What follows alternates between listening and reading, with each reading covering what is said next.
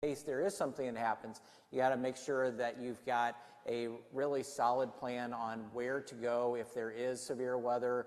Make sure everybody is on board, not only in the sanctuary, but also if you've got a daycare center or something along those lines.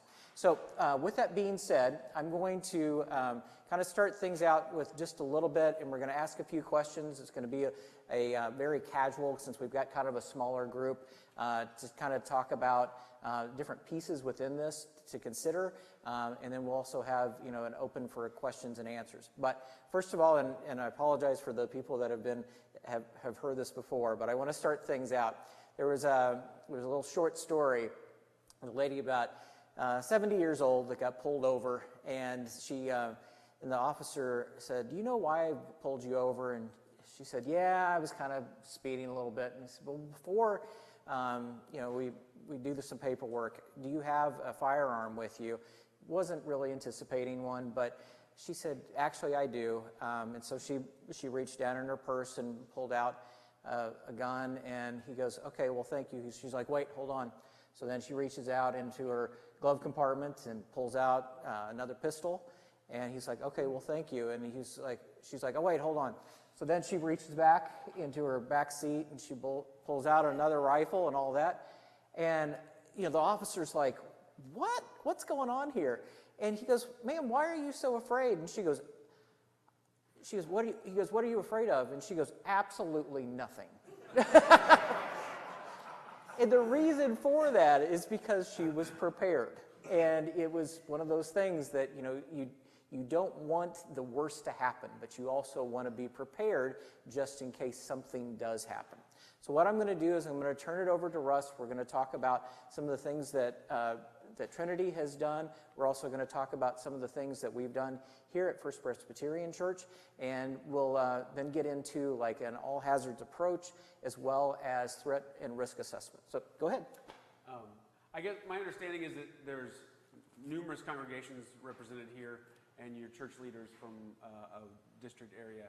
How many of you already have security plans in place or policies you're working on?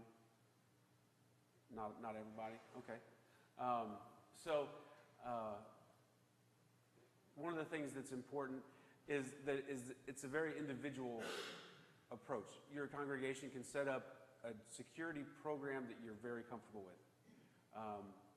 Some churches aren't comfortable with firearms in their church, and that's fine. And some churches don't want to do much more than secure their worship services. They don't have the resources or whatever for 24-hour security or security systems and expense. And I think at this point, the big question of liability comes up. What's our liabilities if we start implementing security and have potentially armed people working for us or volunteering for us? And then the other side of that is, what are the liabilities for our congregation if we don't have any security and something happens? One of my questions when I first started getting into the church, because it wasn't something that I started or knew everything about from the beginning. I got pulled into it kind of, and my first thought was, what is our insurance company going to say about this? I mean, I know you guys are all excited about getting this thing going, but has anyone asked our insurance company if they'll even cover us with this?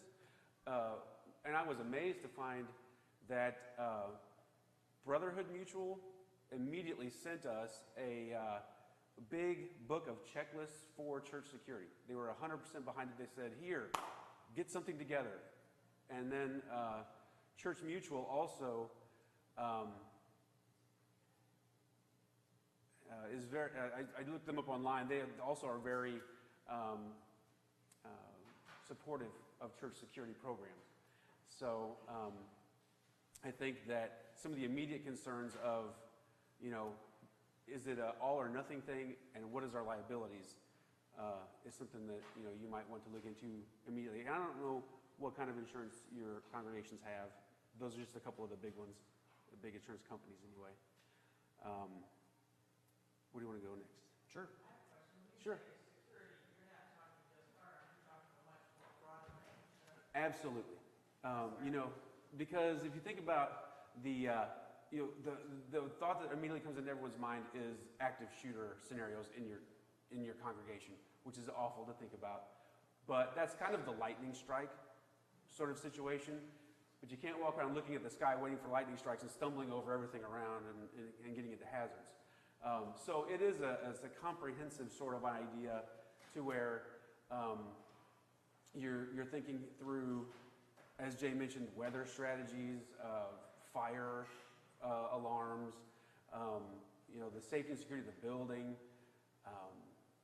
to include worship services, but also other activities that occur, because a larger portion of deadly force situations that happen in worship structures or ministries is not during the worship service. It's during the week, it's during special things, it's during counseling sessions with pastors or counselors.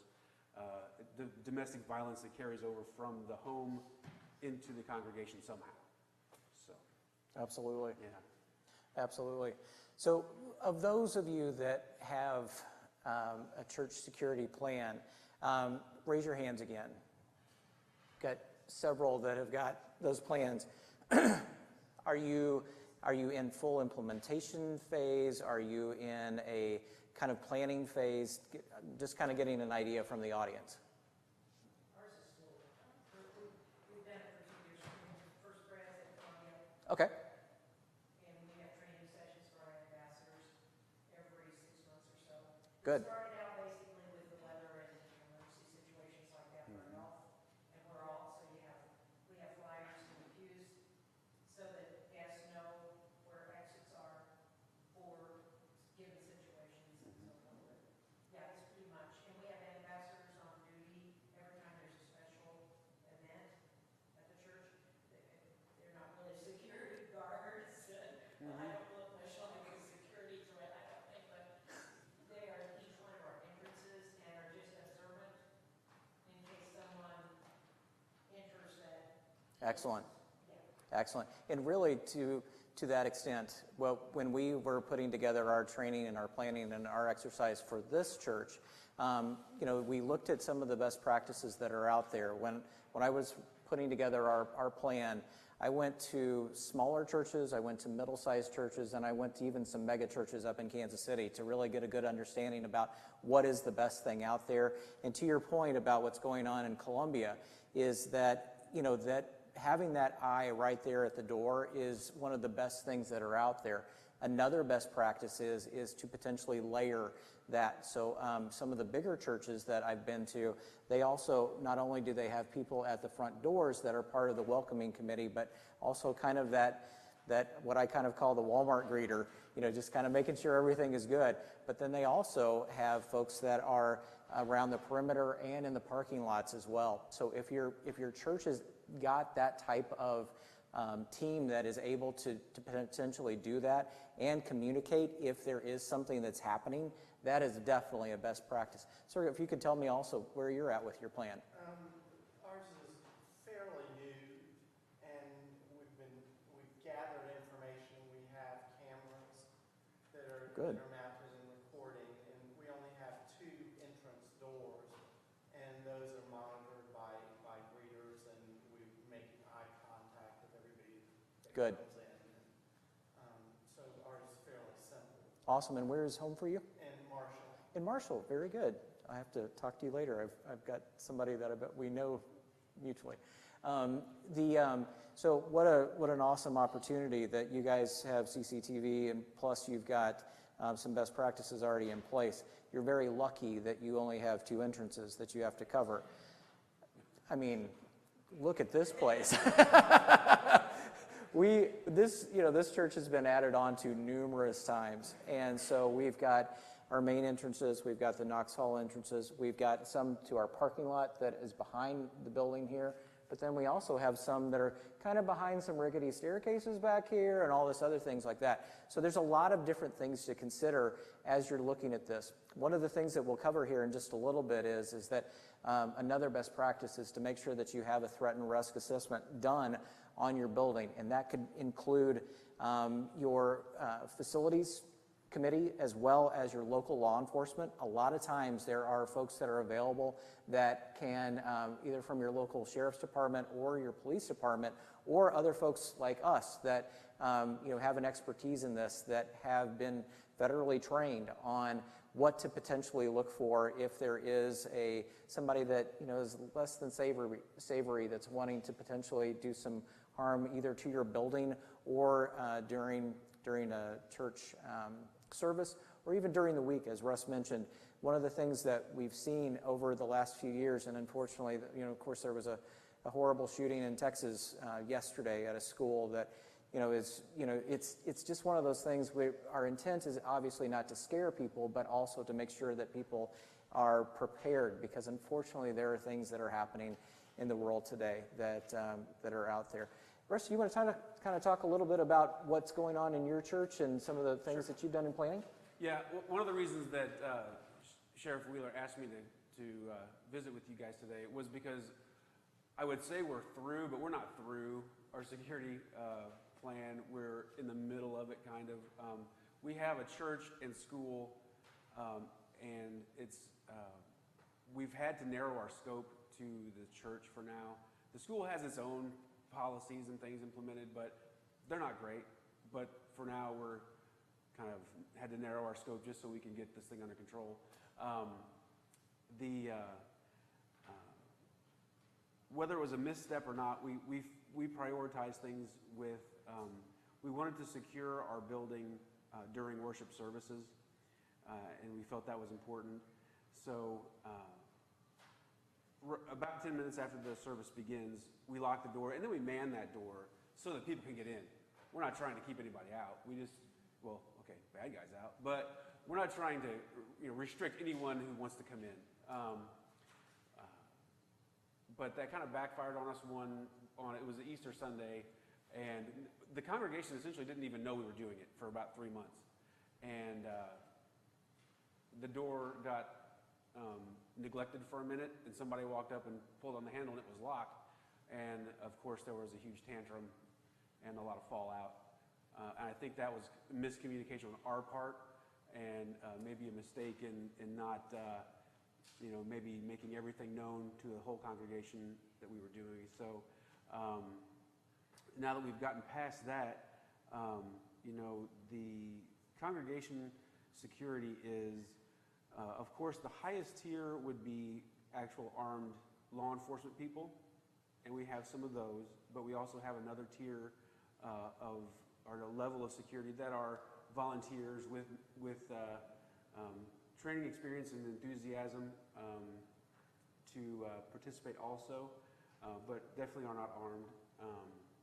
But the trouble with talking about armed people in your congregation is that there probably already are armed people in your congregation, and if they're doing it right, you don't even know. So, your off-duty law enforcement and concealed carry people very well might be armed already. And, like I say, if they're doing it right, you don't even know. But,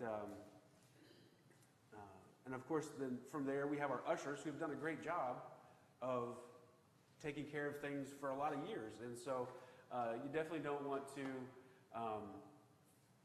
pretend like they have been insufficient in some way, because they're a large part of the security program too. Along with, she mentioned the greeters and the deacons who are standing around in the lobby, and just the whole community. Anybody who's got their eyes open is part of your security team, in some fashion. So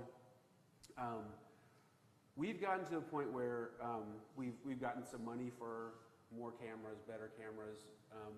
I forgot a tier. So after the tier 2, we have a tier 1, which is basically camera monitors. We're going to have, once we get everything, we don't have it all installed yet. We've got it purchased but not installed. A person who's just going to sit and watch cameras for us, and they can alert us to anything that's going on that we can't see, from the sanctuary, because that's our focus at this time. So there's been some struggles. We have voters meetings, and I'm not sure how you guys are structured, but we have voters assemblies and church councils and things that it seems like every time a step comes up, we have to fight the fight again. The battle comes up again of resistance to changes. And, ideally,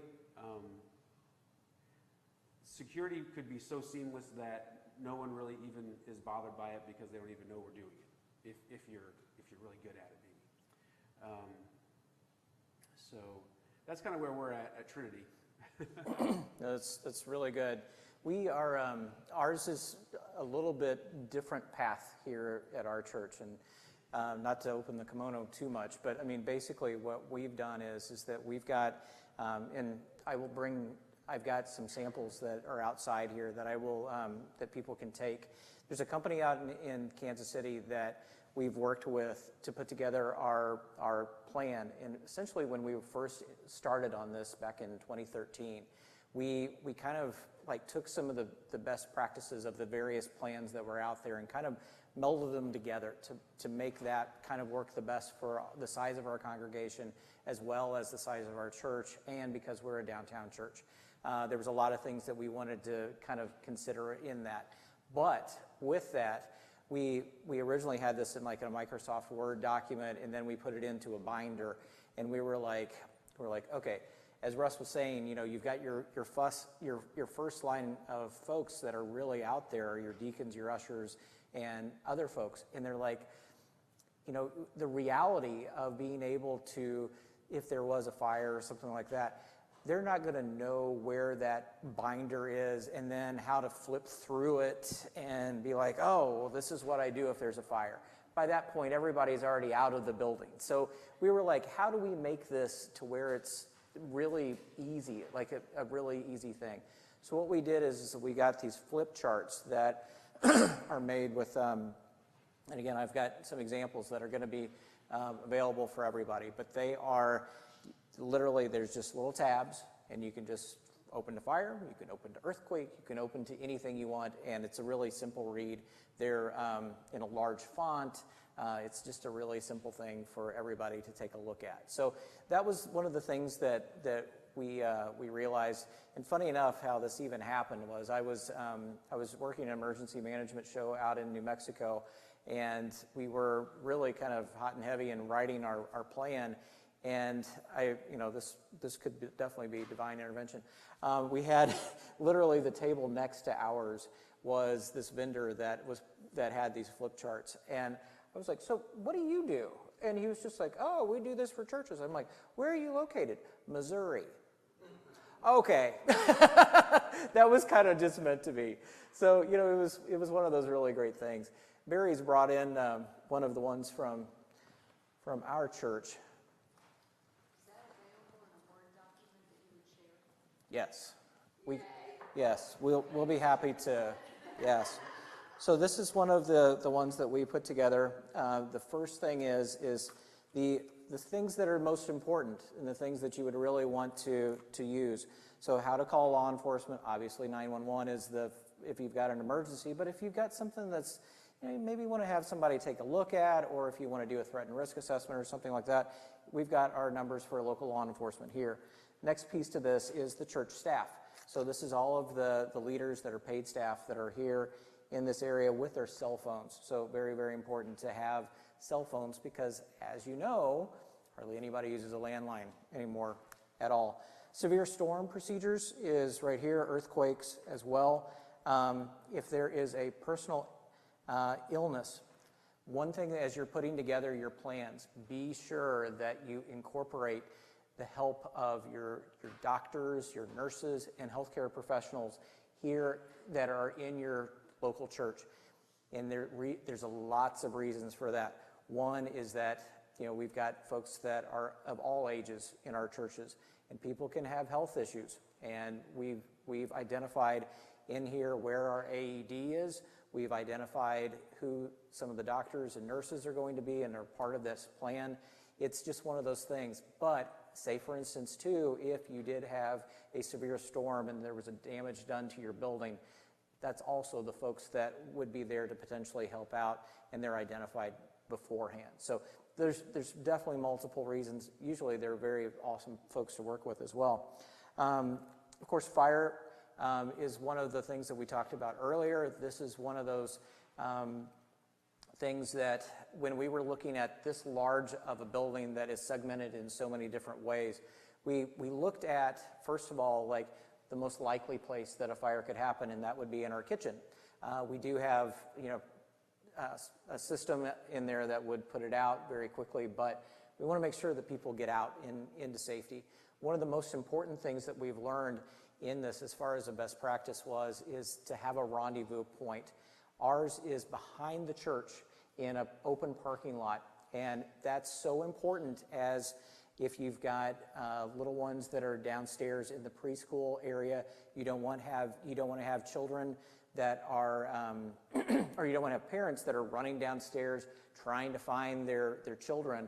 We want to make sure that the parents are safely taken out of the building, and then our procedures are that the teachers downstairs would also take them out to the rendezvous point, and then that way everybody can reunite together. So that's one of the pieces to that as a best practice, and also making sure that you've got things done. The other piece to this is that how many people have church buses or vans? Almost everybody. So consider that in your procedures. When you're looking at church safety, you're also looking at a church asset protection plan as well. And with that, a lot of times if there's a fender bender or if the vehicle gets stolen, there's all of these crazy things that could potentially happen. The best practice is put one of these in those vehicles, and then that way, not only do you have local law enforcement, but also the names and cell phones of the church leaders, but then you also have information about insurance company and all of the information that, so that way they can take a look at that. Because, obviously, you're going to be a little jarred if you're in an accident or something along those lines. Then just very quickly, as Russ mentioned, and I know that you see this every time you're in the airport or on the train or different things like that, but that see something, say something is very important. It doesn't matter if you're a member of the church security team, if you're a member of the clergy, if you're a member, everyone should keep their eyes open in this day and age. And if you see something that's suspicious, notify whoever is available to make sure that you've got somebody that is there to help you. If it's a backpack that you're like, why is that backpack there and it's been there for an hour? You just never know. Also, remember, strength in numbers is also very important. Don't try to go at anything alone if you can help it. If you see something that is just suspicious, grab one of your friends here in the church and go at it together. It is so important to make sure that if you see somebody that is that you don't recognize, that in fact this happened to me just 3 years ago. I was ushering, and I heard right behind us here is a bathroom as well as our church library, and I heard somebody rustling in the bathroom, and I'm like, okay, now that's strange during a Sunday worship. That doesn't make any sense at all. So I just stood there. I'm like, this person's going to come out eventually. Person came out, and I'm like, what can I do to help you? And this person was kind of taken off guard, to be quite honest, and he said, well, I'm here to pick up somebody. I said, is this person in the daycare center or in the sanctuary? And kind of stumbled around a little bit, and he said, I think they're in the sanctuary. And I'm like, okay, what is the person's name? I've been a member here for many, many years. And really ask a lot of poignant questions. It wasn't being rude, but it was also making sure that I understood what this person's intent was. And then pretty quickly, he understood that there was somebody that was going to be watching what he was up to. He excused himself. So I don't know what his intent was, but the important thing is that you have a understanding of, if you see something, say something, make sure that there's a good engagement. So with that being said, just very quickly, we also have suspicious behavior and our package. If there is a potential bomb threat, what to do if there is a potential bomb threat. Make sure that you are You don't touch it, you call law enforcement immediately and that type of thing. Armed intruder, Russ mentioned that, and we'll be talking a little bit about this. And then additionally, we've got maps of the church that are already on this.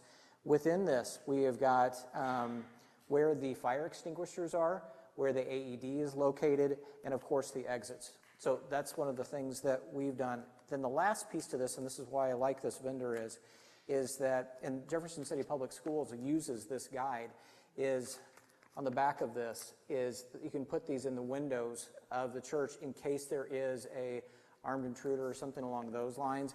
You can put these in the window, and then that way law enforcement is readily familiar with this type of book that, they'll be ready to come in and take a look at that. So Russ, tell us a little bit about what you guys are doing as far as like your implementation and plans and different things along those lines. Yeah, it's easy to get kind of overwhelmed with so much to do.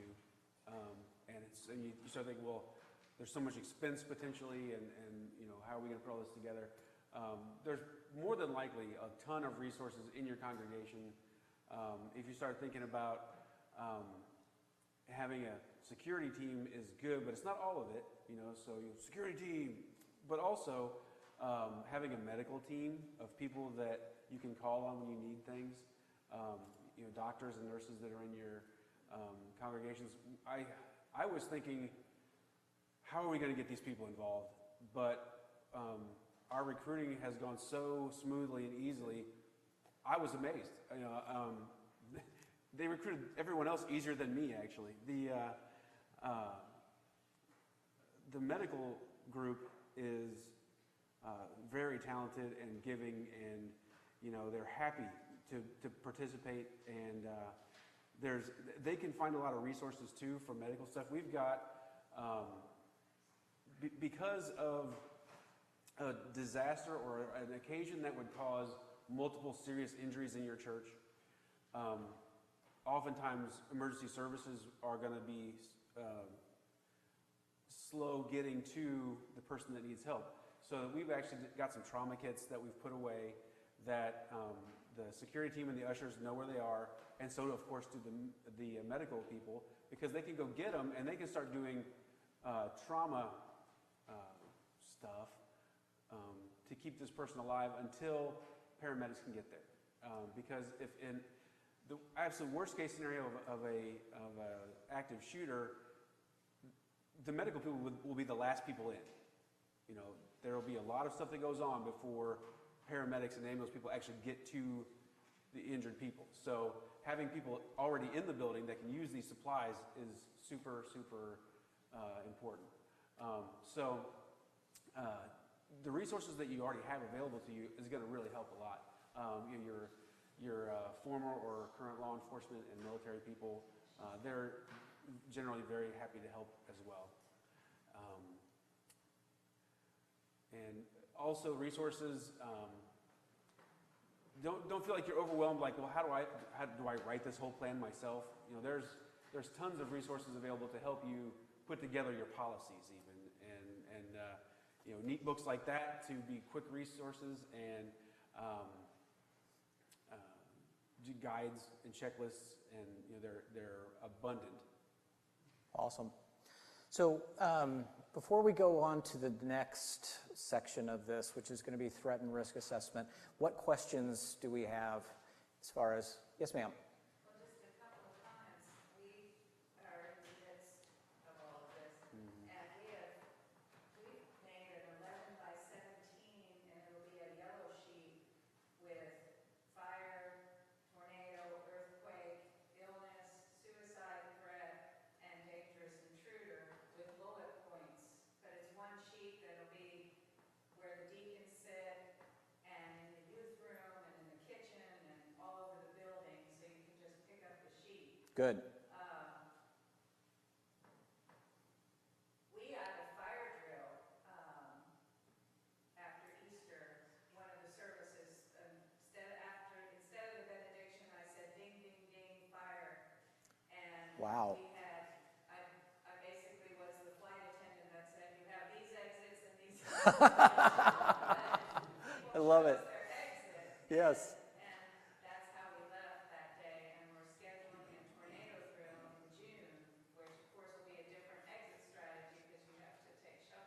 That's right. But I had never done a fire drill in the church, but Yes, it was decently received, and we had to think about people that can't use the stairs. absolutely. And we didn't make them go a fireman's carry out, but we did identify and assign deacons to those folks so that they know, even if you're not the deacon of the month, you go to that person and help them wherever you're going to take them. Wonderful examples. Such good examples. And then in the event of a tragedy, we were 2 blocks from the post office, and we thought, what's a shelter that's open on Sunday? Hmm. And so we had said, assemble at the post office for earthquake and dangerous intruder or whatever, so that people can check in. Because That rendezvous point is very important. That's really good. it's too close to where the emergency people will come. Sure. In our situation. Excellent. Any other questions? Yes, sir. Well, again, another comment. I'm the first president of Mexico, and we've been working for about 4 months now on developing plans ourselves. And one thing we've learned is that by far the greatest percentage that you might face will be a health emergency, That's right. not any of these other things. And so that's the one that you have to be most prepared for. And the American Red Cross is a wonderful Good point. resource, because if you have gone through the CPR, AED first aid training, and you are a card-carrying member, you get that training once every 2 years, then you as a member, even if you're not a healthcare professional, you still are covered by Good Samaritan laws That's right. of the state of Missouri. Yes. If in the event of you having to use some of those skills that you learned. Sure. So we're actively working on setting those kinds of trainings for anybody in our church that's willing to come and be part of that. That's an excellent example. Perfect. Cynthia. You said that you after service starts, you lock the doors, and the doors are banned. If it's not a person you recognize as a church member, what's the interaction like, and do you keep people out? No, not, the only people we would keep, the purpose of it is so that you can, do you recognize the person? There's a lot of people, they come in and out of the church that we don't recognize, and just because I don't recognize them, and I normally go to the 8 o'clock service, there's a lot of that. So you're just sizing the person up, and if you get a feeling that they just don't look right, you can pass that on to the security people and kind of keep an eye on them. They're what's weird about them? If are they dressed inappropriately for the weather? Do they appear nervous? Got lumpy clothes on? Keeping an eye on them. I'm sorry? You're letting them in and keeping an eye on them. Yes, unless there's something, that would stand out like, oh no, this can't happen. Other than that, we're not gonna say who can and can't come to church. Even if they do look kind of weird. Yes. One Sunday we hosted a cafe for homeless during the winter months. Mhm. And so we have a lot of folks who are familiar with our church, but not all of our members are familiar with them. And some of them will come to church on Sunday morning, so that makes it a challenge for our ambassadors. But we had an incident one Sunday morning. The gentleman came with as homeless have a big backpack. They have everything. And we're very uncomfortable with that. And she handled it perfectly. She just went up and she said, we put the backpacks up here where we keep our coats. We don't take backpacks into the sanctuary. And he waited a while. He wasn't really comfortable because that's everything he owns. That's right. But he was eventually comfortable enough to leave it where everyone's coats were and went in and went to the service. So, there'd been some fishy, he probably just left. Sure. Yeah. Yeah, you're absolutely correct. That's true. Any other comments or, yes, sir? These automatic defibrillators, Yes. is that pretty much a standard thing that you try to include in your plan? I think it's a best practice. As was mentioned, really the healthcare challenge is definitely there in so many cases, and it doesn't matter what your age is. But really, we were very fortunate that one of the families that has a nurse in their family donated the AED to our church, and it was one of those things. It's literally just right behind us here. There's some really good things, and everyone's looking, but it's actually behind the wall. Sorry, but what I like about the one that we've got is that if anybody tries to tamper with it, it will set off an alarm. If somebody tries to open up the door to take it out, there is an alarm that goes off. So, I mean, it's one of those things that it is there for its intended purpose. There is if I remember correctly, on a lot of them, there is kind of a small maintenance that has to be done, just kind of like a fire extinguisher, just to make sure that it's charged, make sure it's ready to go, and that type of thing. But to the extent that with the Red Cross, that training, I've been through that numerous years, and it's one of those things that to be able to save a life very quickly. Those AEDs they typically just walk you through them. They even talk you through where to put them, male or female, and make sure that you're clear, that you're, I know that kind of sounded like ER, but I mean, it literally, they tell you where to put it, make sure everybody stands away, and then it will deliver the charge, and it will also do some of these will actually do diagnostics as well to, if it needs to be done again, it will pretty much tell you that. Or you can also see if the patient is potentially requiring another one as well. So that's where it's really nice to also make sure that your healthcare professionals are involved. Do I understand if the thing is not needed, it will tell you that it's not needed? Yes, yes. Okay, so you're not going to... Right. Yeah, it's like it's not like a car battery where you where you gotta put it on the thing there. I mean, it will tell you if it's needed or not. No, that's a good point. Any other questions or comments? Very good. The last thing, we've got just a few more minutes, and I want to kind of talk about threat and risk assessments. This is honestly in the years that I've been kind of helping and working out on this church. We had a forum that was put on by local law enforcement, the MIAC, which is kind of like the CIA for Missouri, as well as local law enforcement as well. And they brought together, there was probably 250 people in the room, and they were talking about all of the different ways. And everybody kind of comes to the table with different needs, but we're all kind of looking for one thing, is to make sure that we're able to worship in safety and security, to make sure that everyone is taken care of. One of the things that was kind of eye-opening for me, and I'm honestly kind of ashamed of myself that I didn't think about this, because I've done this for the state, I can't believe that I didn't do this for my church, was a threat and risk assessment. And that's something that, as you are taking a look at your ingress points, where people could potentially be coming in, where people could potentially be hiding, if they were to potentially come out these doors and do something that they shouldn't be doing. Also looking at your entrance points for your daycare centers, making sure that you've got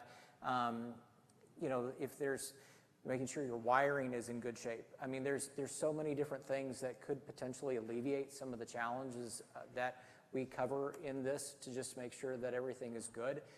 That's really a good thing. But then also, like I had mentioned before, your local law enforcement is very on board, as with your insurance companies, to make sure that you are taking care of your property. This is a beautiful, beautiful church, and has been my church home for many, many years. And I think that it's one of those things that I have a lot of pride to know that I'm also being a part of the team to make sure that this is being taken care of, as well as the people that are in that. Anything on the threat and risk assessments that you guys have done as well at your church? Well, we took the Brotherhood Mutual book that they sent us, and we went through that, and we kind of just developed our own plan. We also, Good Citizen Works goes to church at our church. So oh, yes. Yes. We worked with local law enforcement to to figure out what kind of a plan we should put together. And essentially, and it was free. You know, it didn't even True. It wasn't even an investment on the congregation's part. It didn't require a voters meeting to do. That's true. That's a very good point.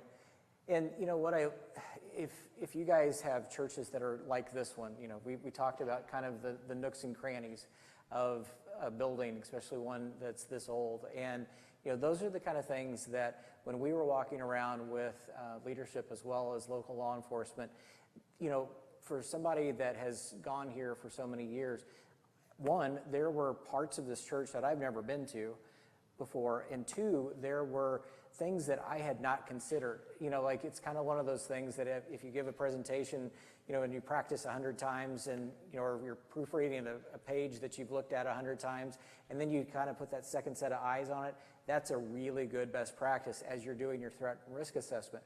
Bring in somebody potentially that maybe has never been to your church before. You know, hey, you know, might even get somebody that wants to join your church and be on your church safety committee. But also, but then also, you know, they'll be able to look at it from a different set of eyes than what we have looked at. So that's another piece to that.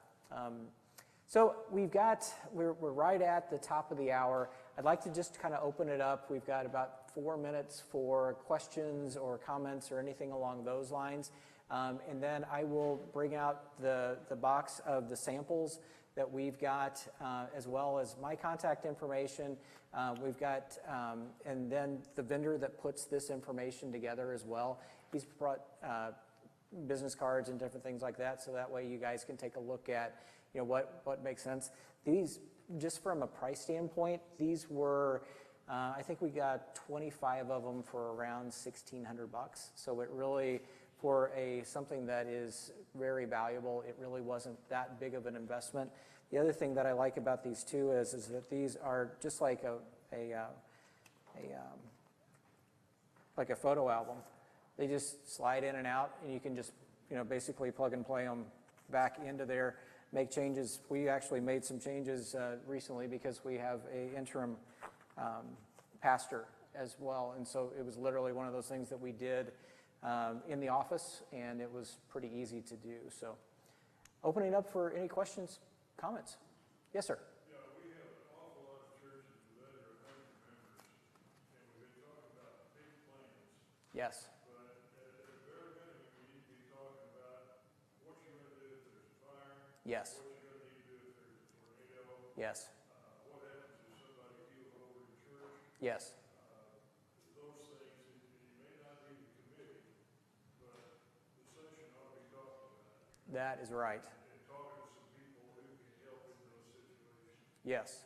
And to Russ's point, you know, don't try to boil the ocean. And to your point as well, you know, those are the key items that really, if you don't have a large congregation or even a team that can, you know, help put these things together, those are the key things, the day-to-day things that, you know, are really very, very important to make sure that you've got those taken care of. You can always build on top of your strategy.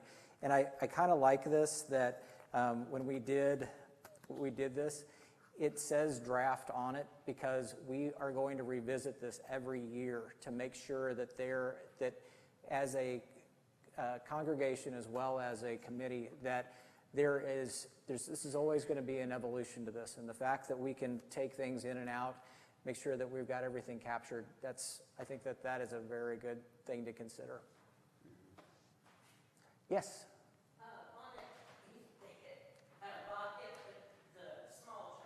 Yes. Where would be the best place for a church that is 7 miles from anything, not even a cemetery, and, you know, out away from everything? Sure. Where is the best place? I mean, what is the best place to start, the very minimum that a person or a church would need to do? So are you really, I would take a look at, just like a gentleman in the blue shirt mentioned, take a look at your fire, if there is any, you know, severe weather, that type of thing. Definitely, and yeah, exactly. We're here in Tornado Alley, so I mean, those are the kind of things that I would start out with, depending on what your church can afford. Potentially looking at fire extinguishers and first aid kits, and then It's so much easier for us to look somebody up and take them right. than it is to wait for them to come 20 miles or That's right. 30 miles. That's right. One of the things that in the first aid courses, that was if somebody has a cut or something like that, to have a first aid kit that they can do some wrapping or some just like triage, just to really quickly get those guys to where they can transport easily. That's honestly, that's where I would start with this. It's never easy, and I understand resources are a challenge, but I also think that I would also check with your local sheriff's department as well and make sure that they know that you guys are out there. Have them come over, do a tour of your church in case there is a fire or something along those lines. They're familiar with the basement or the different parts. We have had a active alarm system. Good. But if it goes off, then here comes the sheriff, the ambulance, the fire truck. Yes. And Yes. so we're liable for all of those. So I mean, it really is the catch-22 for little churches. Where is your church located? About 6 miles south and west of Marshall Junction. 6 miles. Ridge line. So like Higginsville area or? Hughesville. Hughesville, okay. Area. Very good. My 12 miles from Sweet Springs as a hospital, 12 miles from, 18 from Marshall, 18 from Sedalia. I'm very familiar with that area. My great uncle was the minister at that little Baptist church, New Salem Baptist Church. There at Al Bunch was my. Yes, he's my great uncle. So, yes, he's. That's the situation. Yes. And the little church there is in the same situation that the church that I go to is in. Yeah, absolutely.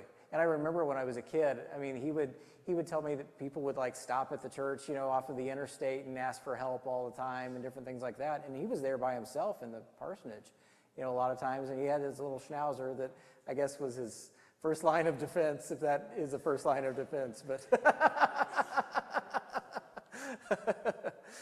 yes, Ed. Well, Jay, something that you demonstrated to us when we had our meeting a couple weeks ago was just how to greet someone you didn't know Yes. and how to engage them. Yes. If you wanted to Sure. express that, since it's free. That is free. All right, so we're going to do a quick demonstration with Russ. Russ doesn't know that we're going to do this, but I'm sure he's familiar. So, I'm a stranger. welcome to First Presbyterian Church. Hi. And notice this. If for some reason that person looks like they're maybe up to something, this is a symbolic thing where it's showing command. It's one of those things that you're immediately able to grab their hand, but also grab control. If they're trying to grab something that's around them or something along those lines, you've got that person right here. That's the first thing. Then eye contact is very, very important. If they are starting to look around the other way or something along those lines, might want to ask somebody to come over and say, hey, I want to introduce you to this deacon that is also going to help us out as well. That's that power of two, making sure that it's a lot easier to take down. Russ is not a small guy. I wouldn't want to try to take him down. But this, if there were 2 or 3 of us and he was wanting to cause some harm, it takes more people to potentially take him down. So those are the kind of things that are really very important. But that eye contact is everything. And I'll tell you what, for those of you that are parents and grandparents out there, when your kids are lying or telling a fib, it doesn't change as you get older.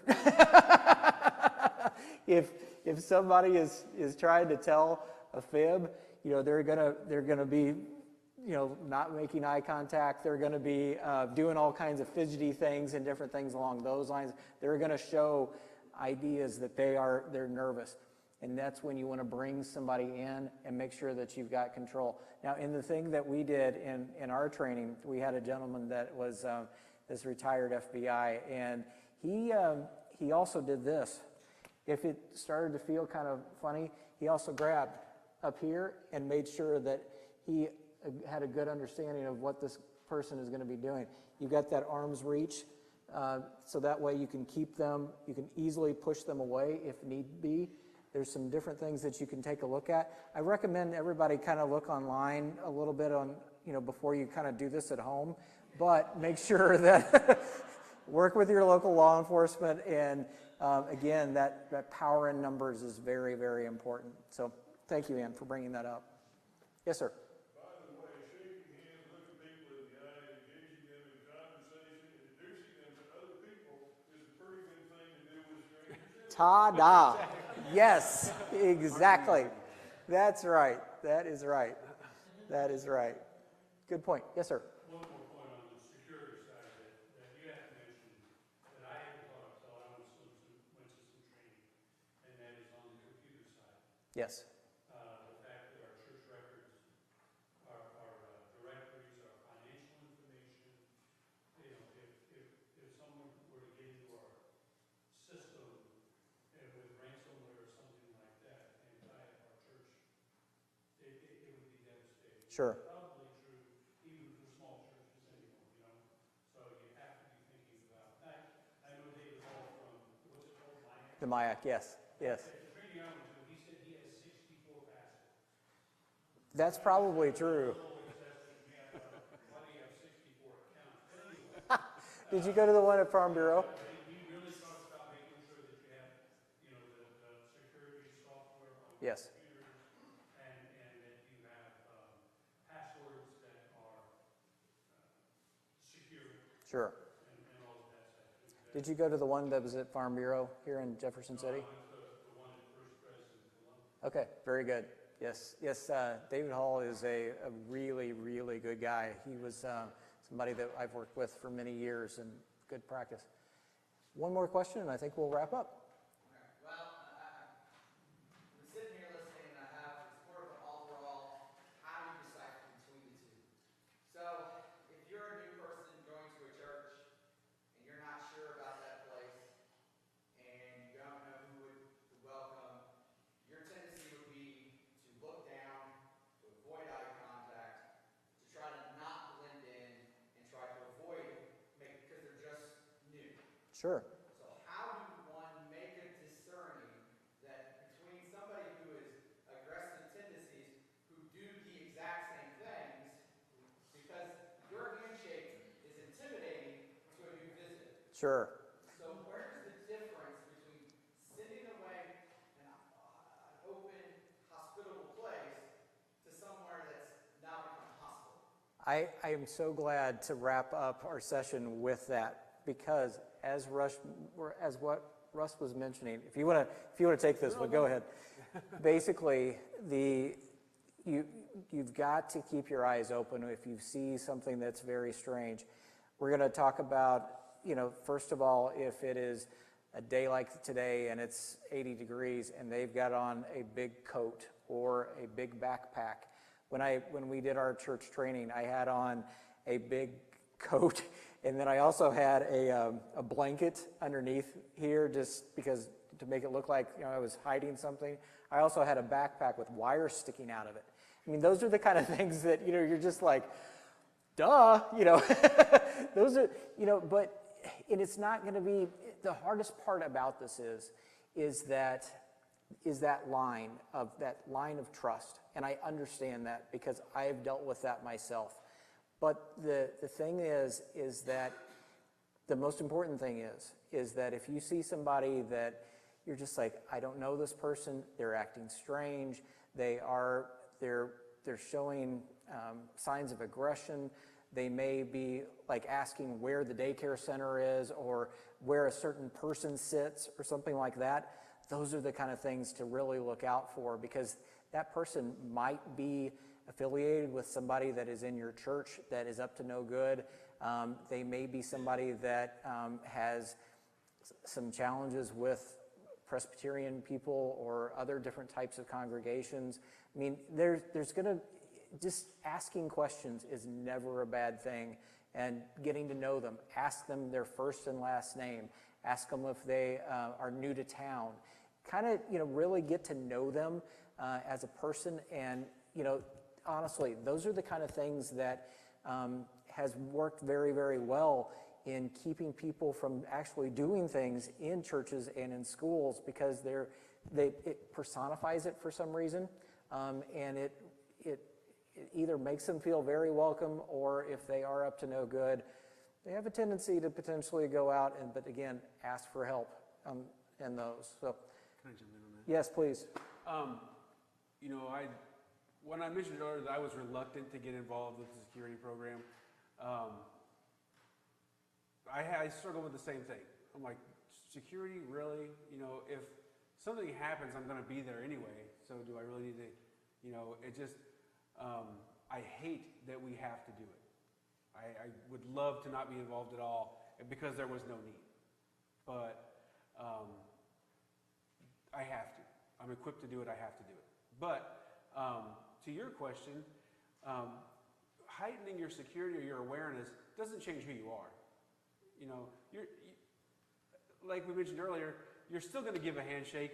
Why not give a handshake with maybe a little more purpose? You're still going to ask. You're still going to be friendly with people. And I think that whenever you're speaking with someone who you're meeting for the first time, you know if it's weird, and you know if it's just they're intimidated or they're not super comfortable. But that's why we're talking to them. It's no different than how we greet and have fellowship with anybody that comes in the church that we don't know. The only difference is, we're watchful. Keeping your eyes open. One thing that they have I have frustrated in this other person. And what they told us rule of thumb is if you step into someone's space just to give them that handshake and they take a step back, that's your shy person. If you step into someone's space and they don't move, that's someone you probably want to keep an eye on. That's what we taught us for ours. So just a little rule of thumb. Good point. All right, so this concludes this session. I came in from the Lake of the Ozarks today to be a part of this because I really feel that it's very important. If we can save someone's life and if we can make a difference in our church, and we welcome in Russ from another church to share expertise, share these best practices, and make sure that, going forward in this, unfortunately, in the world that we live in today, I hope that we've planted seeds in everybody's mind of things that you can take back to your church and kind of just think about, maybe we need to look at locking our doors, or we want to make sure that we've got a good tornado or fire procedure, or potentially looking at writing a procedural manual for our greeters, making sure that you've got that first line of defense of people at the doors. Just take some of those things back with you and socialize those things within your church. And don't feel bad that if you've never done this before, or if you're just getting started, do something to move it forward, and then we've done our part, you guys have done your part to make sure that everything is being done to make it a safer place for worshiping throughout the state of Missouri, really. So, thank you.